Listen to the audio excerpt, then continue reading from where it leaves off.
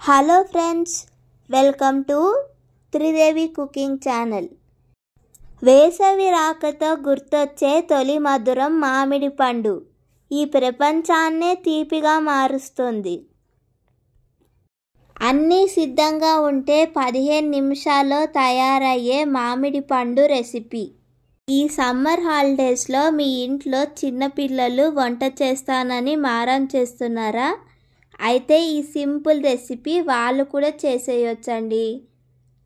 ముందుగా మనకు కావాల్సింది బాగా పండిన మామిడి పండ్లు.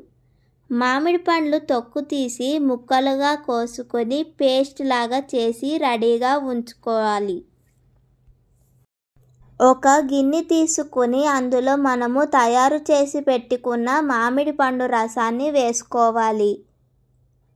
పెరుగును కూడా ఒక బట్టలో వేసుకొని అస్సలు నీళ్లు లేకుండా బాగా వడకొట్టుకొని ముద్దలాగా తయారు చేసి పెట్టుకోవాలి. పెరుగు చాలా థిక్గా ఉండాలి. అలాంటి పెరుగును వేసుకోవాలి. మామిడి పండు 1 కప్పు వేసుకోవాలి. పెరుగు కూడా 1 కప్పు వేసుకోవాలి. ఫ్రెష్ క్రీమ్ని తీసుకొని 1/2 కప్పు వేసుకోవాలి.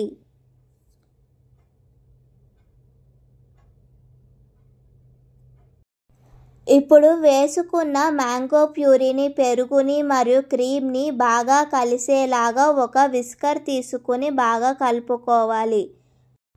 3 టేబుల్ స్పూన్ల పంచదారను వేసుకోవాలి. మీరు తీపి ఎక్కువ తినే వాళ్ళైతే ఇంకొంచెం పంచదారను వేసుకోండి. హెల్దీగా కావాలి అంటే తేనెను కూడా వేసుకోవచ్చు. ఇప్పుడు పంచదారను బాగా కలిసేలాగా కలుపుకోవాలి. ఈ రెసిపీ చేయడానికి ముఖ్యంగా గుర్తుపెట్టుకోవాల్సింది మామిడి పండు తియ్యగా ఉండాలండి. అలాగే పెరుగు కూడా కమ్మగా ఉండాలి. ఇప్పుడు ఒక మామిడి పండును తీసుకొని వీడియోలో చూపించిన విధంగా క్యూబ్స్ లాగా కట్ చేసి పెట్టుకోవాలి.